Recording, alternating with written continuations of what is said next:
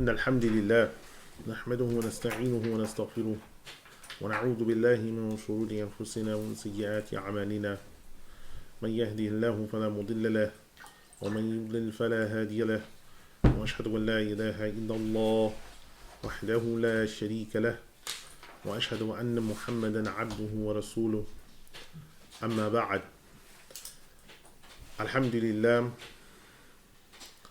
we're looking at the 19th going into the 20th of Al-Hajj.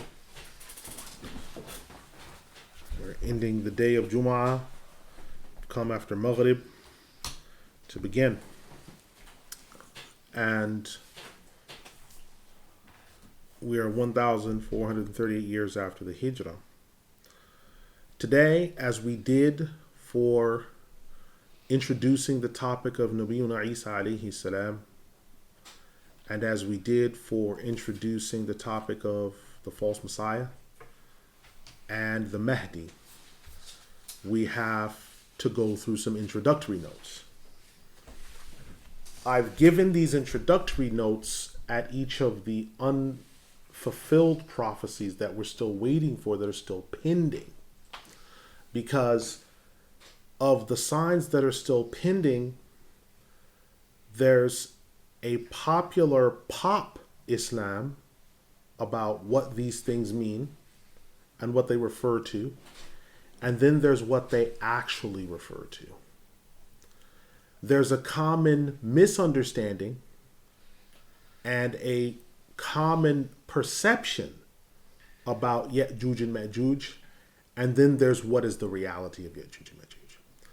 And the only way to properly have the right thinking, so for the topic of Al-Imam al-Mahdi alayhi salam, we had to properly divest ourselves of false understandings, so when we started the topic, we could properly assess it and go through with a clean slate and divest ourselves of false understandings, so we didn't carry those with us. So if we had started the discussion on the Mahdi and mentioning that there are 3 Mahdis, then people immediately would have, because when you have a lot of misconceptions, when true information is given to you without those perceptions being first dealt with, you're not thinking about the new information.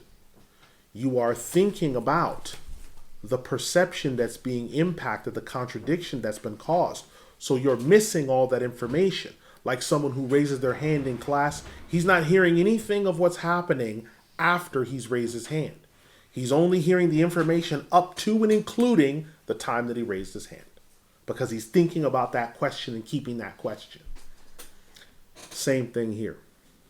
So the only way to fix this is to assess, to critique, and to go through these arguments and to then remove them, so that we can, with a sober and resolute mind, go into the subject. So that's why I've done this. It's not an attempt to lengthen it or anything like that. It's an attempt to give us a sober, clear, and concise mind so we can begin the topic properly.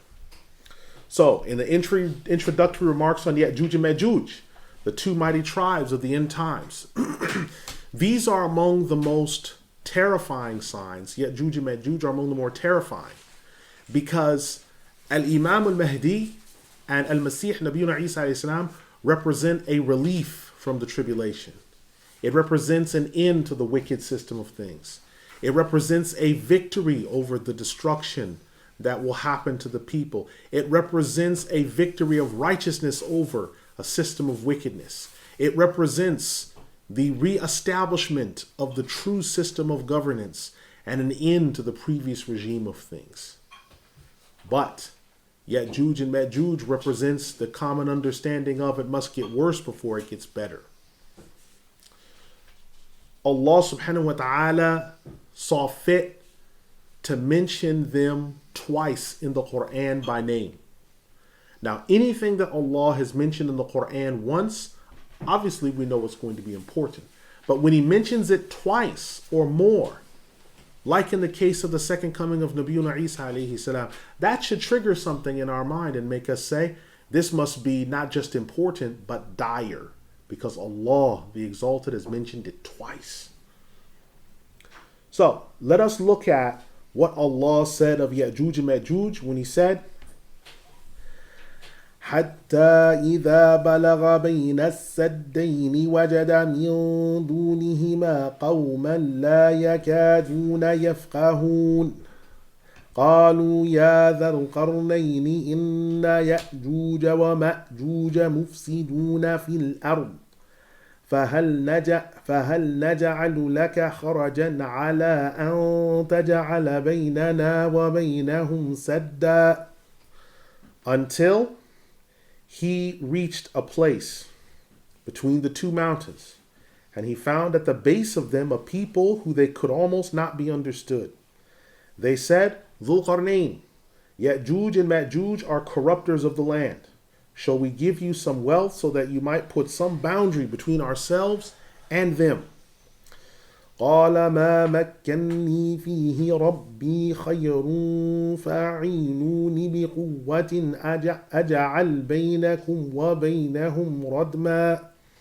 Dhul Qarnayn replied, how my Lord has established me in the land is better than that which is offered. Assist me with strength of hands so that I might put a barrier between you and these people. So the people asked him to put a barrier between themselves and Ya'juj and Ma'juj for a fee.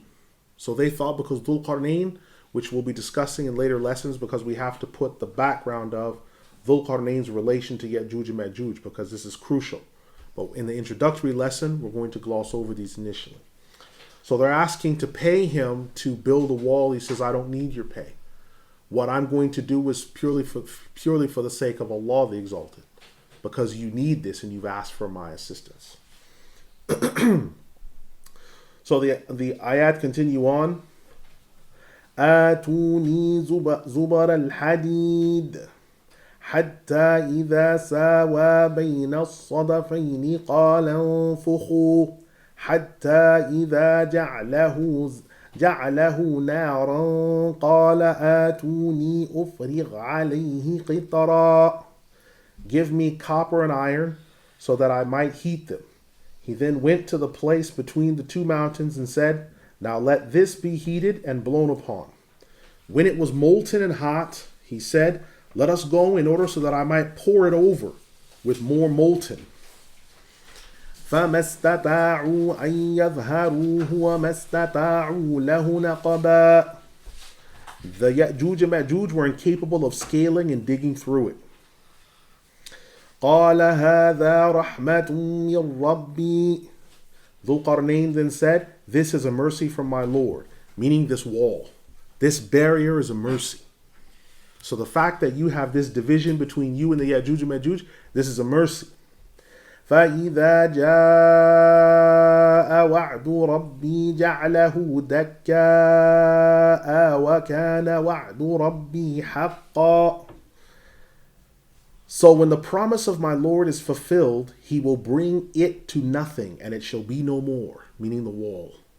So when the promise of Allah is filled, now somehow Dhul Qarnayn knows this wall won't stand the test of time. Because when the promise of my Lord, that means there's some prophecy that's been going down through the ages. Because Dhul Qarnayn wasn't a prophet by consensus. But there's some common knowledge that was going down the ages. Because he said, when the promise of my Lord comes, that means he knew about some promise being made. He, Allah, will bring it to nothing, and it shall be no more, this wall. The promise of my Lord is indeed true. وَتَرَكْنَا بَعْضَهُمْ يَوْمَئِذٍ يَمُوجُ فِي بَعْضٍ وَنُفِخَ فِي الصُّورِ فَجَمَعْنَاهُمْ جَمْعًا.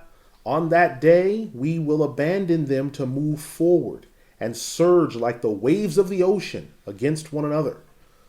The horn will then be blown, and we will gather them all together at once.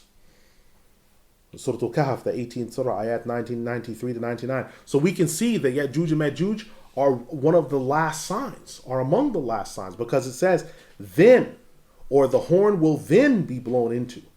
So they will surge forward. That surging forward will happen before the blowing of the horn.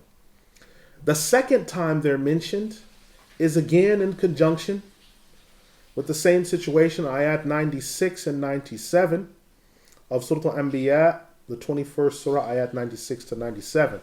Allah the Exalted, He says, حَتَّى إِذَا فُتِحَتْ يَأْجُوجُ وَمَأْجُوجُ وَهُمْ مِنْ كُلِّ حَدَبٍ يَنْسِلُونَ, until when Ya'juj and Ma'juj are unleashed, and they shall come down swiftly and swarm from every high place. Now wait a minute.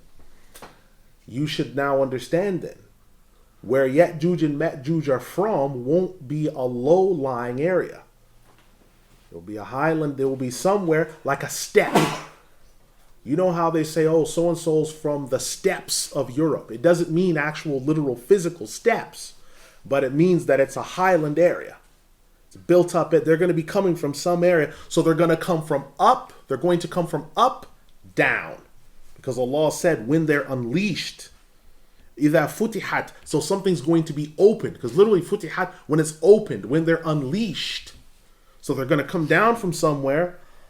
وَقَتَرَبَ الْوَعْدُ الْحَقُّ فَإِذَا هِيَ شَاخِصَةٌ أَبَصَارُ الَّذِينَ كَفَرُوا يَا وَيْلَنَا قَدْ كُنَّا فِي غَفْلَةٍ مِّنْ هَذَا بَلْ كُنَّا ظَالِمِينَ. When the true promise nears, then the eyes of the unbelievers will be staring in horror, and they will say, woe be to us, we were heedless of this warning. In fact, we were oppressors to ourselves. Again, this is Surah Al-Anbiya, the 21st surah, ayat 96 to 97. So then we see in the very beginning that their coming down is one of the apocalyptic signs.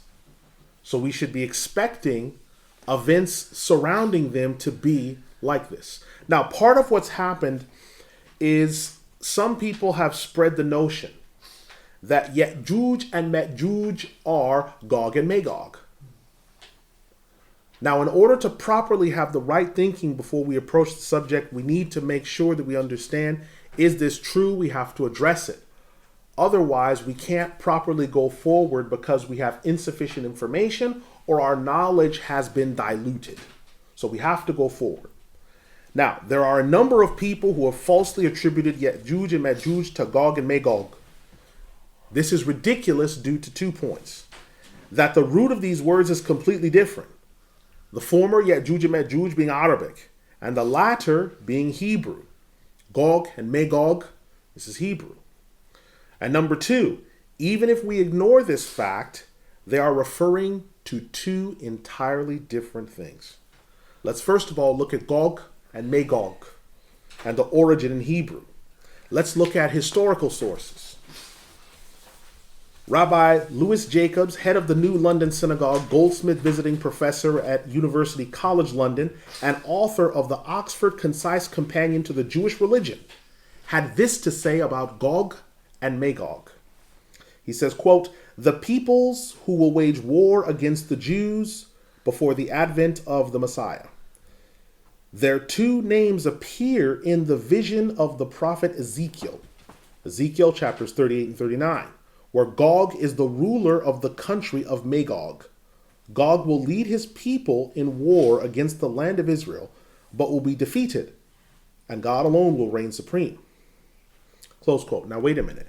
So, Gog is an actual ruler. He's an actual ruler. Magog is his country. So Gog is a ruler. This is a person. Gog is a person. Magog, because Gog, Mat means land, Gog, land of Gog. So Gog, Magog. Right? So Gog is a person. Magog is his land. So let's continue.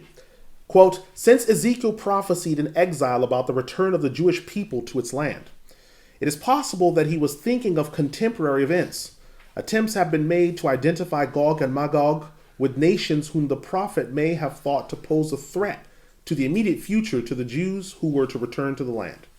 On the other hand, as a number of biblical scholars understand it, the prophet himself may have had in mind events in the remote future as part of his apocalyptic vision. In subsequent Jewish eschatology, both Gog and Magog are understood to be persons, and the wars of Gog and Magog become part of the whole eschatological scheme. As with regard to Jewish eschatology as a whole, there is a considerable degree of uncertainty about what is said to happen at the end of days. The picture is really an amalgam of various folk beliefs, some of them contradictory. Close quote. Now, this is coming from the Oxford Concise Companion to the Jewish Religion, pages 73 to 74. So this is a rabbi, this is a scholar of the field. It's coming from the Bible, Gog and Magog. It's coming from the Bible.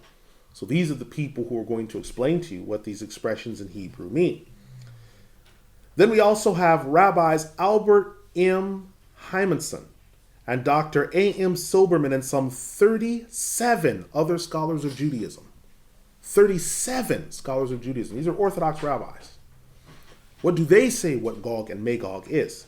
They say, quote, Gog and Magog in Ezekiel chapters 38 and 39, there is an apocalyptic vision of an invasion of the land of Israel by Gog, the prince of Meshech and Tubal, from the land of Magog, mentioned in Genesis 10, verse 2, as a son of Japheth. The vision seems to be based upon an actual invasion of Palestine by the Scythians, and the rabbis derive from it the notion that at the end of days, a war of Gog and Magog, in which God would finally overthrow the enemies of Israel from all parts of the earth in the land of Israel, would precede the reign of the Messiah. Close quote. So this is taken from Valentin's Jewish Encyclopedia, pages 247 to 248. So Gog and Magog, Gog is a person, Magog may be a person, but it's the land, right? So Gog is the prince over Meshech and Tubal, right? So this is the understanding that's there. Now we know that Ya'juj and Ma'juj, and we're going to be reading some texts in a moment, that Ya'juj and Ma'juj are two enormous tribes. They're not people. They're two enormous tribes. They're not people. So to ascribe, to go to the Bible to try to find and to try to posit that Gog and Magog are Ya'juj and Ma'juj is wrong from a number of points. One of them, most importantly, that the Bible and Quran don't have anything to do with each other on a real level. And also, Gog is a person. Ya'juj and Ma'juj aren't people. They're tribes. They're the names of tribes, not people. Gog is a proper name. Magog is a land. So, where did the false understanding come from regarding Gog and Magog? Okay. One of the first sources of people associating Gog and Magog with Ya'juj and Ma'juj is the Abdullah Yusuf Ali translation. Because Abdullah Yusuf Ali, who was from Benares, who was a Dawoodi Bohra, which was a specific sect of Shia, he attended the Aligarh Academy. He also attended English schools. He attended an Anglican school. So he's been reading the Bible and the Quran side by side.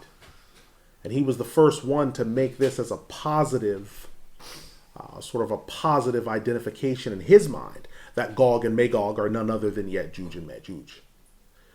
When you look at the oldest translation of the Quran into English by the Kuffar, they don't make that connection at all. At all.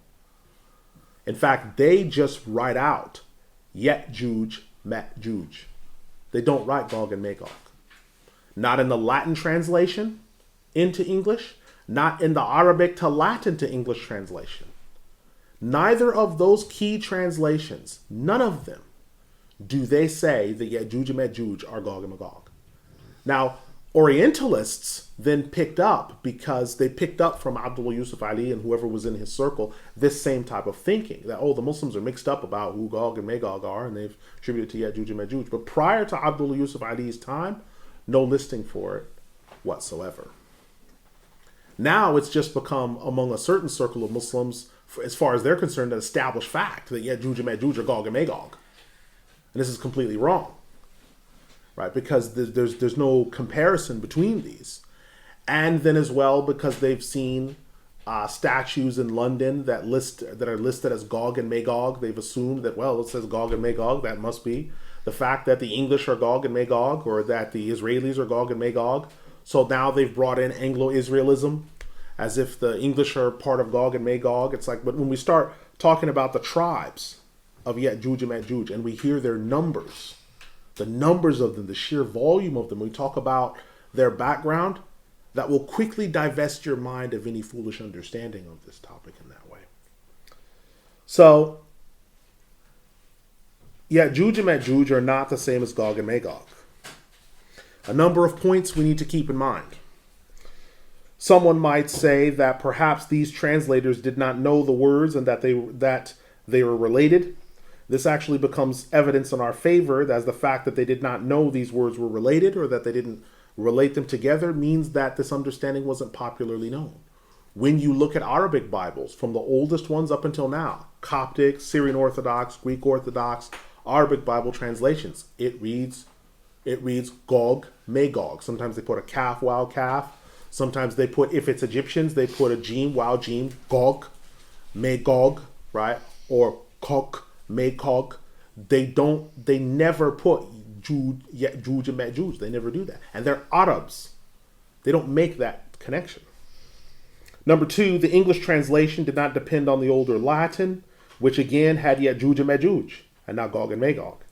It was a fresh translation from the Arabic. This same principle has been kept for the earliest French and Spanish translations. So when you read Al-Quran, when they mention Ya'juj and Majuj, they just put the Spanish of Ya'juj and Majuj the closest they can to it. When you read the French ones, it's Ya'juj and Majuj.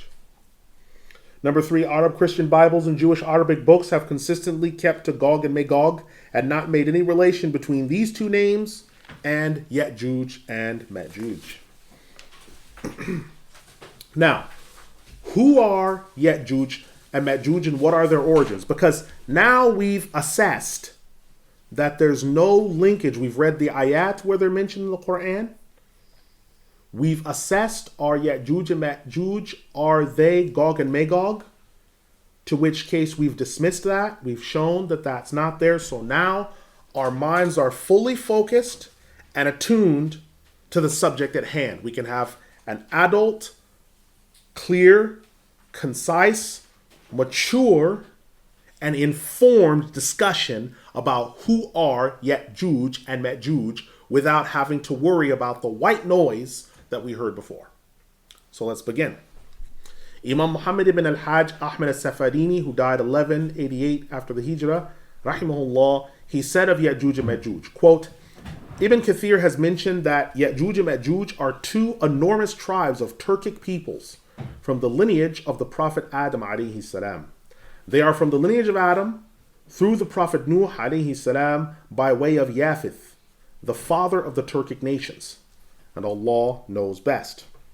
Close quote. So this is from As-Safarini's text, as we already mentioned in the introductory classes, which text we're using. So it's As-Safarini, volume 1, pages 113 to 114. Imam al-Barzenji, rahimahullah, he died 1018. He says, giving the following detailed analysis of Ya'juj and Majuj, quote, Al-Hakim and Ibn Mardawayh collected a hadith narrated from the chain of Abdullah ibn Imran, in which the Prophet ﷺ said, Ya'juj and Majuj are from the lineage of Adam, and behind them are three larger nations with them. Any man that dies from among them leaves behind 1,000 to take his place, and more than that. Close quote. Now this is from Al-Barzinji, pages 228 to 230. So we're talking about two enormous tribes. They're massive. It's not one person, it's two huge tribes that are composed of larger clans within them. So you have two enormous tribes, and then they have subsets within them. So we can see here that there's a marked difference between Gog and Magog and Ya'juj and Majuj, and this covers the following issues. Gog is a prince over Meshech and Tubal, and his country is Magog. But Ya'juj and Majuj are two large tribes. Ya'juj and Majuj are Turkic, while Gog's territory fits Russia today. Most Jewish commentaries, especially the Mishnah and the Gemara, when you ask them who is Gog, they say that's Russia. Okay, that's Russia. The Russians are Slavs. They're Slavonic people. They're Slavs. Okay, Ya'juj and Majuj are Turkic. These are two different peoples. Number three, the linguistic root of Gog and Magog is different from Ya'juj and Majuj. So we have these errors corrected in our minds, and now we can go to the subject at hand and discuss the lineage. So we're now going to introduce the lineage and identity of Ya'juj and Majuj. Imam al-Barzinji, rahimahullah, he says the following, quote, It has been mentioned in numerous statements that they are from the children of the Prophet Adam alayhi salam, from his son Yafith ibn Nuh. This was decisively mentioned by Wahab ibn Munabbih and others. And many of the latter-day historians have detailed this, and that they are Turkic peoples. Al-Dahhak has mentioned that Ya'juj is from the Turkic peoples, and the Ma'juj are from a similarly related people from Ad-Dalam.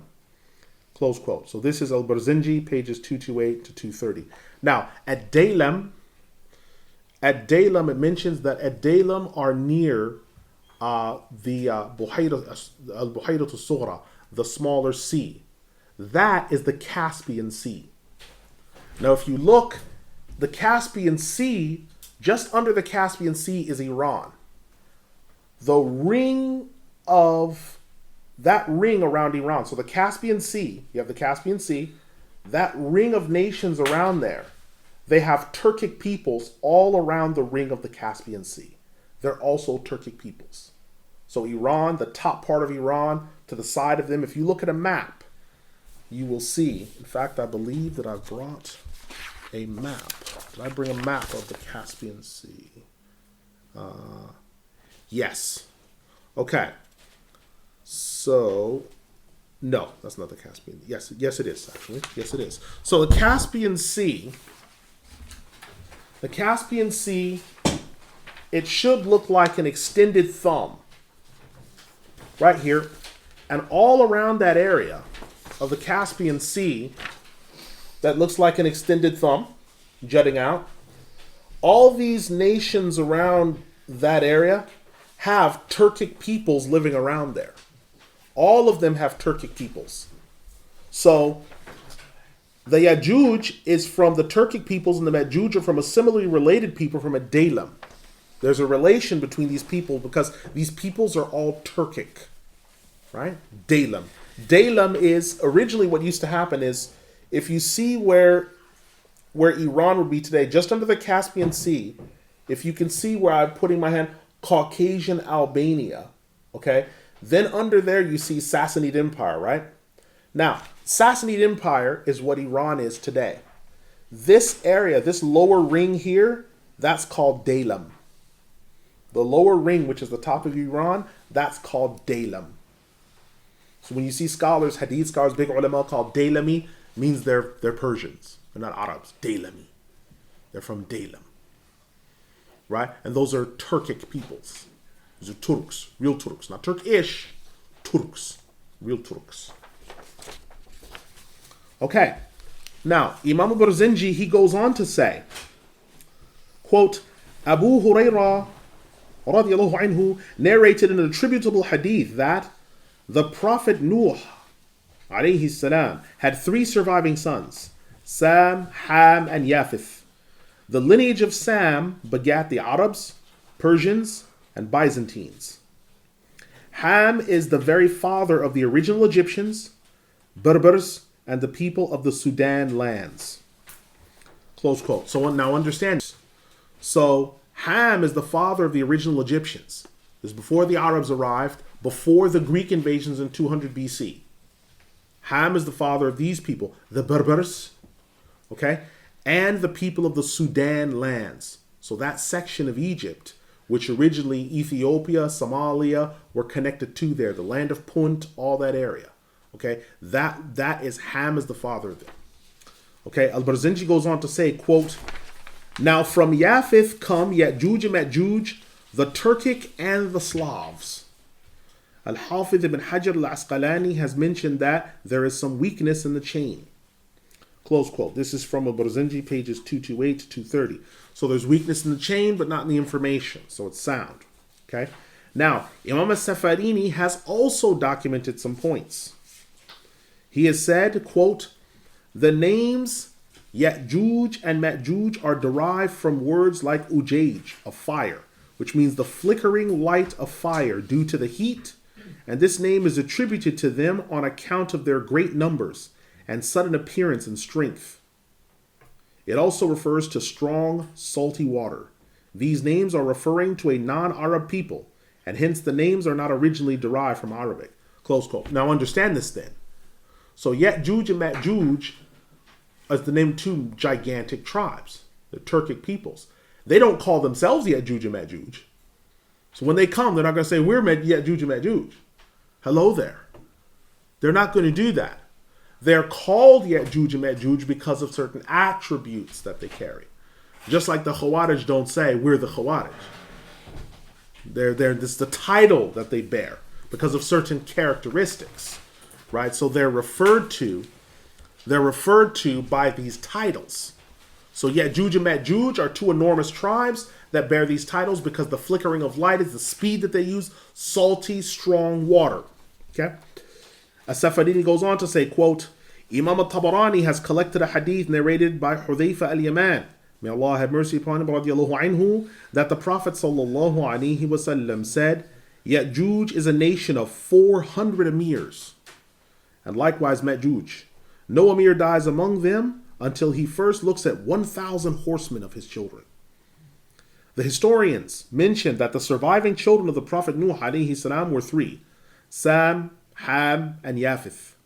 Sam is the father of the Arabs, non-Arabs around them, and the Byzantines. Ham is the father of the Ethiopians, Zanzibarians, and their lineage, and also the Nubans. Yafith is the father of the Turkic peoples, the Slavs, as well as Ya'juj and Ma'juj. Al-Kisa'i mentioned in Al-Ara'is that Yafith traveled to the east and he begat children by the names of Johar, Nebrash, Ashar, Istaqwil, and Miyasha, and these are clearly all non-Arab names. Johar gave birth to all of the Slavs, the Romans, and their like. Miyasha gave birth to all the nations that would live around the Arabs, while Ashar begat Ya'juj and Ma'juj and their like.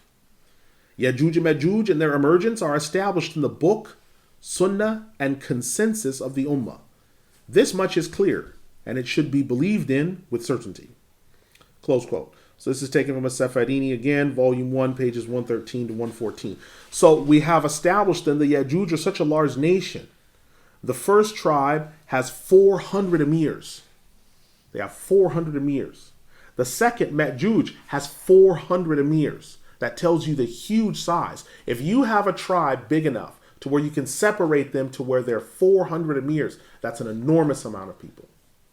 So the people that we're dealing with are going to be a huge amount of people. They're not going to be a small amount. They're going to be a huge amount. Imam al-Safarini, he continues by saying, quote, Abu Qatada mentioned that Ya'juj and Ma'juj are 22 tribes from the tribes at the time of Dhul Qarnayn. And when he built the wall, there was one tribe missing at that point. And that one was the Turks, and they remained at the bottom of the wall and outside of it. Abu Ja'far Muhammad ibn Jarir al-Tabari and Ibn Mardawayh collected a hadith from the narration of As-Sudai with a strong chain that the Turks came from one of the female prisoners taken in battle by Ya'juj and Ma'juj. This tribe came out and left, and then Dhul Qarnayn came and built the wall, and this tribe remained outside of the wall. Ali ibn Abi Talib radiallahu anhu was asked about the Turks, and he said, they are a moving body of people that have no origin or from the Ya'juj and Ma'juj. They appeared and moved against the people and terrorized them.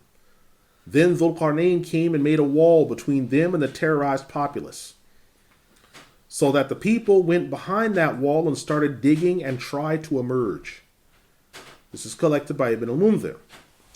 Imams Ahmad ibn Hanbal and al-Tabari both collected an attributable hadith from the narration of Khalid ibn Abdullah ibn Harmala from his maternal aunt, where the Prophet ﷺ said, indeed, you now say there is no enemy left for combat, and then you will always have an enemy to fight against that is aggressing.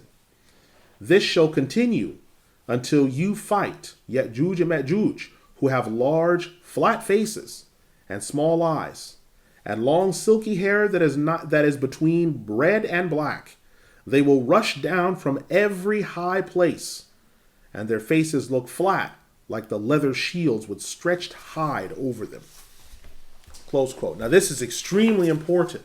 So here are some examples of Turkic peoples that you can see, these flat-faced, small-eyed people Now, these Turkic people are unique because they bear not one epicanthric eye fold, not two, but all three epicanthric eye folds. So when you see these people, their eyes are extremely small compared to other people who have the epicanthric eye fold, but it's less.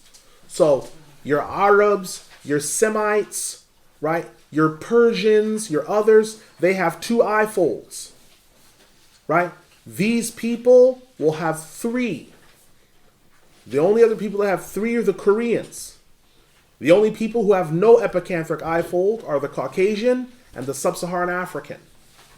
So these people have extremely small eyes. When you look at them, their eyes are very small. The faces, flat. Right? If you look at the headdress that they're wearing, this is going to come up later. The Prophet ﷺ is actually going to describe their headdress. This is Turkic headdress. These people. Flat face. Right? Flat. Small eyes. Hair is neither, it's not between red and black, so it's not solidly black. There's some brown tint in it. Right? Let's continue with Imam al-Safarini's statement. He says, quote, as Zuhri mentioned, Ya'juj and Ma'juj are three nations, Minsk, Ta'wil, and Ta'ris. Imams al-Tabarani, Ibn Mardawayh, al-Bayhaqi, and Abd ibn Hamid have collected a hadith narrated by Ibn Umar radiyallahu anhuma, in which the Prophet sallallahu alaihi wasallam said, Ya'juj and Ma'juj are from the lineage of Adam, and there are three nations that they have in their nation alone. Ta'wil, Ta'ris, and Minsk. Abd ibn Hamid collected a hadith with an authentic chain from the chain of Abdullah ibn Salam with the same information. There is also a hadith narrated by Hudhayfa in which the Prophet ﷺ said, they do not pass an elephant, wild animal, bird, camel, or pig except that they eat it. Whoever dies among them, they eat him as well. There is also the narrative. Among them are those whose headgear is like a horn, a tail, and long tails, and they eat raw meat. Close quote. Now, look at their headgear. Look at the way their headgear looks, these Turkic people. You have the same picture of the girl. Their headgear, it looks like a horn. It's got fur from a tail around it. Right? If you look at the back, look at how the back of the headgear, can you see the tail in the back of the headgear? This is them. It's these Turkic peoples. They have this description. So the Turkic people, the Ya'juj Ma'juj, they're Turkic people. And they fall under this same category of all these people. Right? That have this resemblance. Eating raw meat. Right? They eat any meat that they come across. An elephant, a wild animal, bird, camel, or pig. Does that sound like the Jews in Israel? Do they eat camel? No, they don't eat camel. Do they eat pig? Do Jews eat pig? No. Do they eat elephant? No, Jews don't eat elephant. Do they eat any animal that they come across? No. Do Jews eat any bird that they come across? No. So that's not them. And since when did English people eat elephant? Does anyone know any English people that eat elephant? So we can carefully and obviously dismiss them that we're not talking about these people. We know who we're talking about. Now, we return to the quote of Imam al-Safarini, rahimahullah. He says, quote, Ibn Hibban collected in his Sahih from the narration of Ibn Mas'ud, radiyallahu anhu, an attributable hadith in which the Prophet sallallahu alaihi wasallam said, Ya'juj and Ma'juj are the like of 1,000 for every one of you, and I say that to you in truth. Close quote. So for every one Arab, there's like 1,000 of them. For every one Arab, there's 1,000 of them. Wait until we start getting into some of the numbers on these people, and you'll really realize how enormous an amount of people these Turkic peoples are. Imam Safarini, he goes on to say, quote, An-Nasa'i collected in a hadith from the narration of Amr ibn Aus from his father, radiyallahu anhu, in an attributable hadith that the Prophet sallallahu alaihi wasallam said, Ya'juj and Ma'juj have sexual intercourse with whoever they so please. Any man among them who dies leaves behind 1,000 of his progeny and more. Ibn Abi Hatim and Ibn Mardawayh collected a hadith that narrated that the Prophet ﷺ said, Ya'juj and Ma'juj have women that they have sex with, however they so will, and whichever of them they so desire. Ibn Abi Hatim also collected a narration from Abdullah ibn Amr, in which he said, the jinn and the human beings are of 10 sets. Regarding men, 9/10 of them are Ya'juj and Ma'juj, and the 1/10 is the rest of humanity. Close quote. So this is from As-Safarini, volume 1, pages 113 to 117. These large amounts. Now, let's go back just one page before, just a few pages before. Back to the statement on page 5, at the bottom, where the Imam carries on by saying, Abu Qatada mentioned that Ya'juj and Ya'juj are 22 tribes from the tribes at the time of Dhul Qarnayn. And when he built the wall, there was one tribe missing. There was one tribe missing. Now you remember when the invasion of Baghdad happened. You remember the devastation that was let loose. You remember the Tatars. The Tatars are Turks. And that's that one tribe that was outside. And we know how numerous the Tatar, who later became the Mughal, how numerous they were.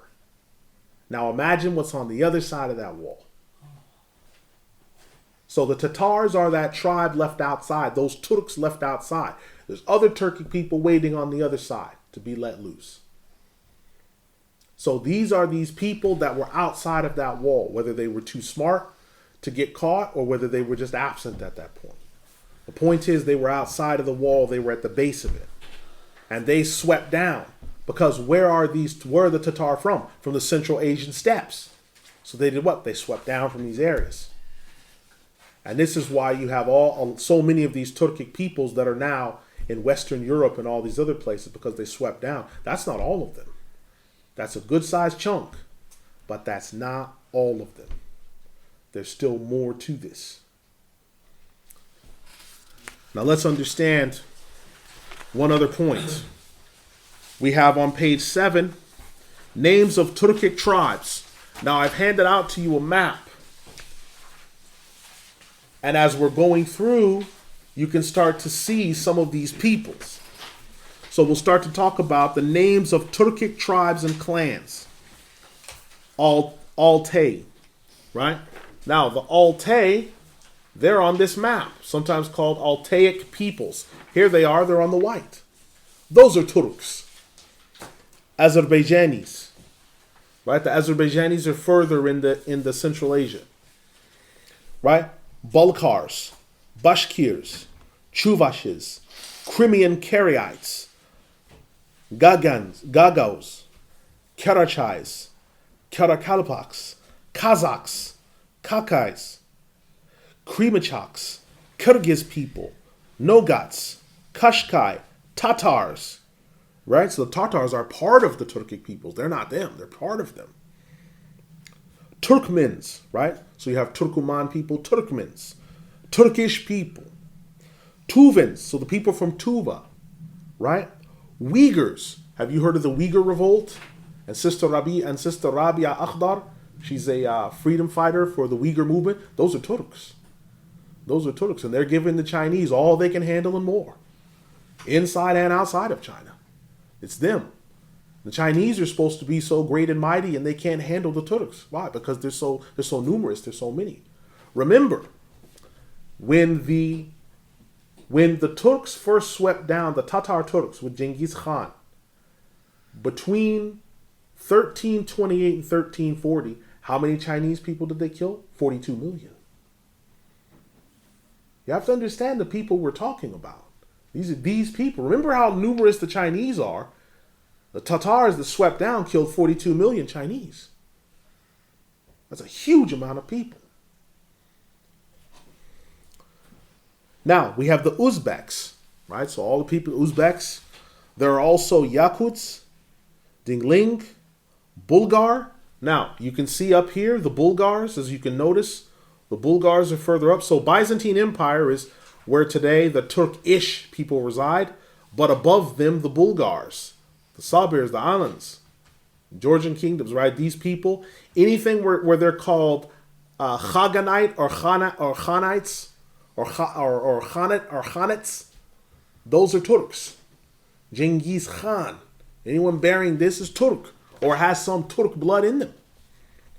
Right? So you have Yakuts, Dingling, Bulgars, Alat, Bismil, Unugurs, Shatau, Chuban, Gukturks, Uguz Turks, Kakels, Khazars, Kijlis, right? Now, in one of the rabbis, if memory serves me correct, Rabbi Bachmeyer has a whole breakdown of the Khazar Turks and breaks down their lineage, who they are, because in the 900s of the Kafir calendar, one of the rulers of the Khazar Turks was vacillating between whether his kingdom should become a kingdom of Judaism or a kingdom of Islam. And he felt that his kingdom was more suited to Judaism. So a large section of Khazar Turks converted to Judaism. Right?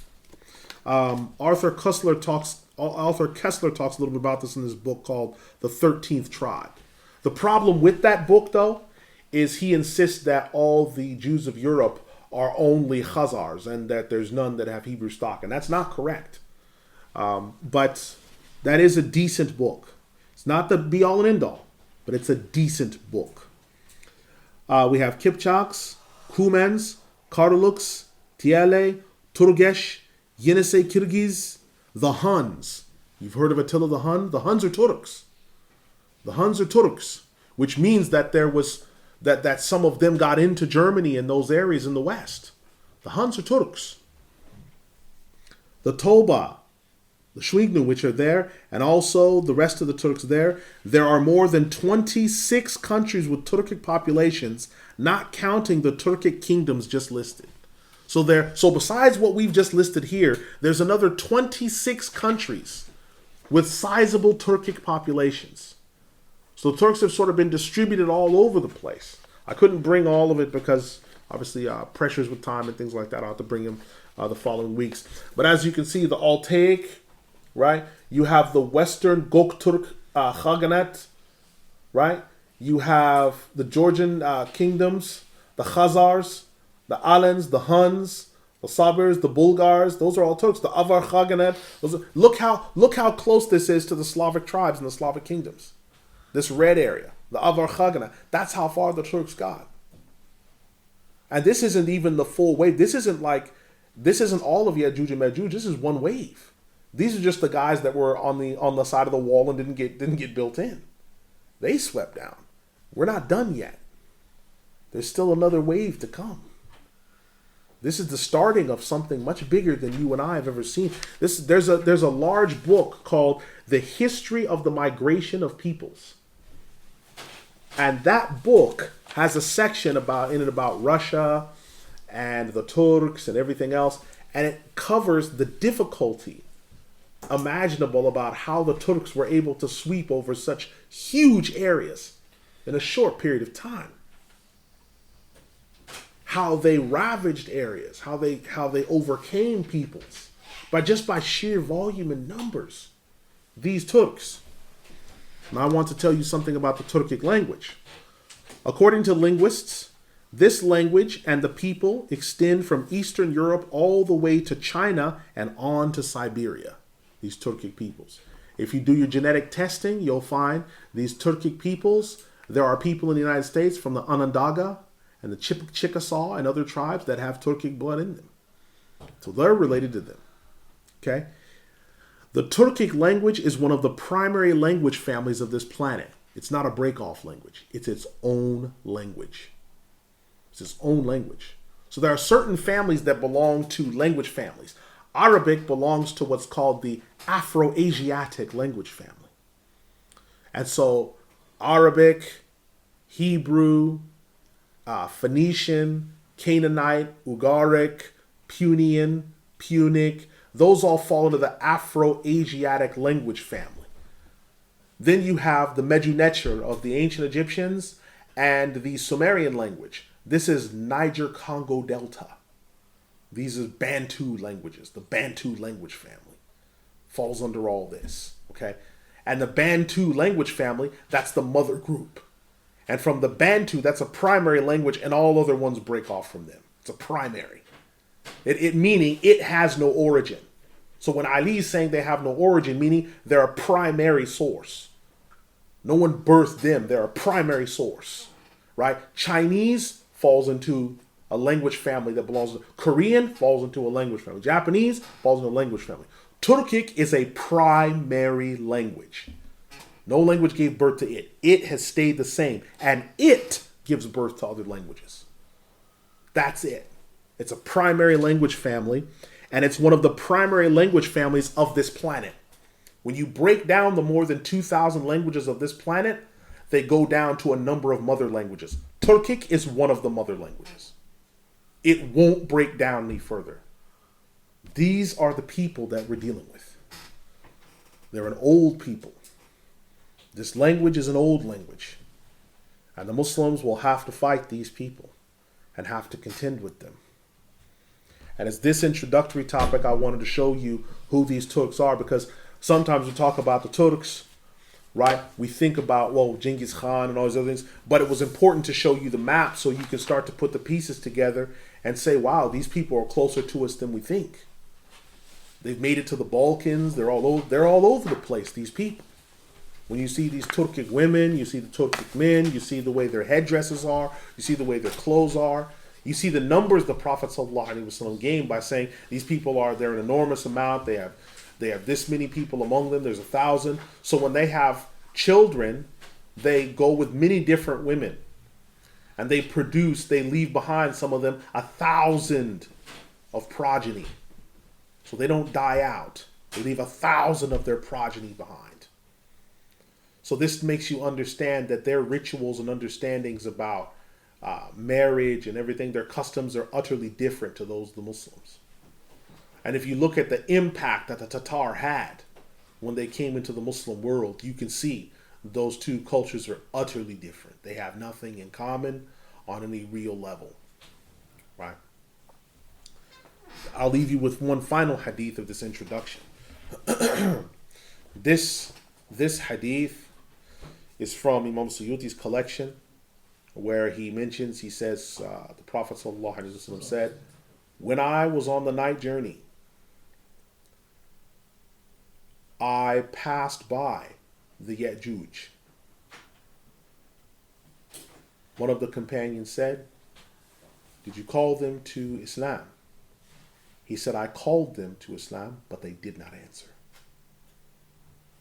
I called them to Islam, but they did not answer. So as a qawm, the Ya'juj and the Ma'juj, they did not answer. So the Prophet ﷺ on the night journey, he said, I was shown the Ya'juj and the Ma'juj. The companion said, did you call them to Islam? He said, I called them, but they did not answer. It's the Hadith of Imam Suyuti's collection. So this gives you an introduction to the people that we're dealing with. Now, inshallah, next week, we're going to talk about Dhul Qarnayn, because in order to talk about Ya'juj and Ma'juj, the wall, where they got sealed up, all these things, we have to establish the identity of Dhul Qarnayn. We then have to establish the location of the wall, if that's possible. We then have to establish where he went, where he found these people. We then have to establish whether that wall's been breached and how it will be breached and all these other things. We have to establish all of these things. The week after, then we will sum up with some of the end of what will happen with the Ya'juj and Ma'juj. So I will close here and say, يقول قولي هذا أستغفر الله لي ولكم أستغفر الله إن الله غفور رحيم. So we'll want to take questions on our introduction. Okay, so I don't want questions on, well, when Nabiyuna Isa Islam faced the Ya'juj. We don't want to have questions on that, because that's to deal with the next week and the week after. So we want to talk about the introductory remarks. Are there questions over the introductory remarks? Are there questions? Yes. You know, on page 4 it says that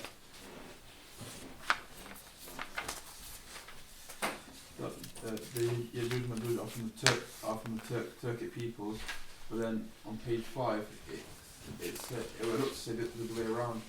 That the Turks come from one of the female prisoners taken by Yajuj and Majuj. So Okay. is Yajuj and Majuj from the Turkic people, or is it the other way around? Okay, so the question is, it seems to be a contradiction on pages 4 and 5 of Yajuj and Majuj being described as a Turkic people and it's saying that the Turks came from them. Alhamdulillah, wassalatu wassalamu ala rasulillah. The answer to the question is that it's both, because the Yajuj and Majuj are a Turkic people and that the Turks came from them, meaning the people on the outside of the wall. Because you remember there were the 22 tribes of people on the outside of the wall. So the people that the Muslims encountered, okay, that were outside of the wall came from those Yajuj and Majuj people, those Turks, they came from them. So it's the same group of people that you're encountering. Right? So that's what it refers to. Right? Any other questions? Question? No? Yes? Yes. In a statement by the Rabbi Louis Jacobs, Lewis.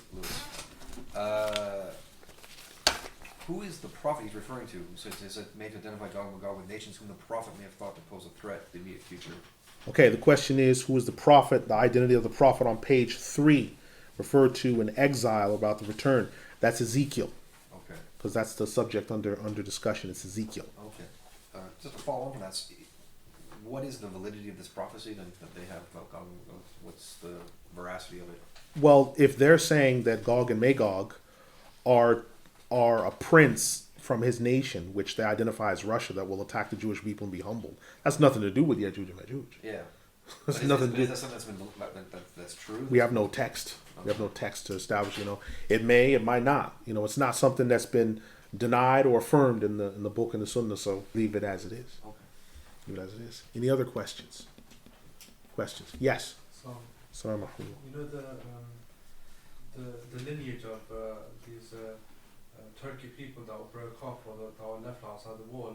Is there any history that they know of themselves that goes back to the other tribes and that links them back to the life that was there before, or have they not? So the question is regarding the Turkic peoples that were left outside of the wall, the 22nd tribe of these groups. Do we have any history of themselves that describes their life before and what they were like previous to then? Alhamdulillah, salatu wassalamu ala rasulillah. I have no idea. So that would be something that required research. I don't know the Turkic language, and that would require a deeper research into the Turkic peoples in terms of their language. And I have no idea because I've not read the Turkic language. It's possible, maybe not. Right. Any other questions? Yes. Do the Jews, are they still waiting for Gog and Magog, or do they believe it's already happened? What's their position? So the question is, are Jews waiting for Gog and Magog, or has it already happened? Alhamdulillah. Some of them say it's an event that's already occurred. Russia sweeping down and everything else. Some say that no, it's something's going to happen in the end. Now, because of this, evangelical Christians have jumped on board. And because Russia's having problems with Israel in the 80s and everything else, they said, oh, you see, this is proof that in the end times, Russia will march against the Jewish people and God will deliver them and all these other things. It's like, okay, well, what happened? And it was a serious problem with them in the 1940s because they said, oh yeah, Russia's going to march against Israel and everything else. Okay, so what do you do about the fact that Joseph Stalin cast the deciding vote for Israel to become a state? How do you jive that with your understanding and the fact that he released all the Soviet Jews to go if they wanted to? So I thought there's supposed to be some apocalyptic relationship, but they obviously, Hal Lindsey and others, they don't talk about that. Right. So, Allah knows best. Yes. There's a final question. I think just regarding these, could you please expand? Obviously for other listeners, I know a lot of people get excited about this whole, or they get related to this, Khazar conspiracy about how these people are, they've sort of taken over the Jewish religion nowadays, and they supposedly run Israel, and they run the world financial industry and so forth. Could you sort of explain this and spell it? So the question is about the Khazars, because the proper pronunciation is Khazar. Whether they've taken over the world and that they've taken over Judaism, and what does that mean for us today? And is there any truth to this? The answer to this question, alhamdulillah, is yes and no. if we mean that the Jews that are Ashkenazi, because there's two madhabs of Judaism. There's the Ashkenazi madhab, which is called the minhag, which is like the minhaj in Arabic. The minhag, the Ashkenazi minhag, which is composed of Jews from Poland, Russia, Lithuania, the Balkan states, mainly your Eastern Europeans and such. These Jews are Ashkenazi. Now, they might be the most that we know of in the Western world. But most of the books, most of the commentaries, were written by the Sephardim, which are the Jews that come from Spain, Portugal, the Arab world, and Syria. So the Shulchan Aruch, which is the most authoritative book of fiqh for Jews, was originally written by the Sephardim. And it wasn't until Moshe Isserles wrote his commentary on Yusuf Qarro's book. Yusuf Qarro is the author of Shulchan Aruch. He wrote his commentary, Moshe Isserles, because prior to that time, there was no Ashkenazi equivalent to the Shulchan Aruch. So they had to learn Sephardi customs. And the Sephardi customs are utterly different to the Ashkenazi customs. But the Ashkenazi Jews in the West pretty much rule the roost when it comes to Judaism. In the East, it's something different. The religious establishment for the State of Israel is top-heavy Sephardi, but the actual temporal government is Ashkenazi, which makes for some interesting debates and discussions.